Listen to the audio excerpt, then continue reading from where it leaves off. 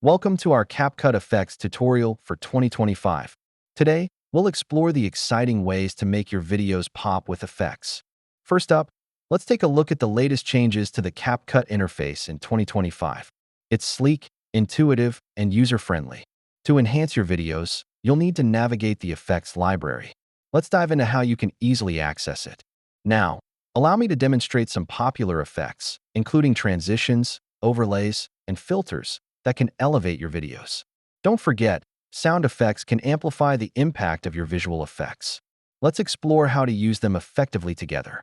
Want to create unique looks? We'll dive into custom effects using layer blending and keyframing. Remember, moderation is key. Let's go over best practices for using effects without overwhelming your viewers. Here's a powerful before and after showcase to illustrate the impact of effects in action.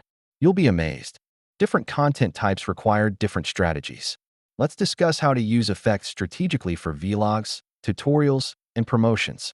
Thank you for joining the CapCut Effects Tutorial 2025.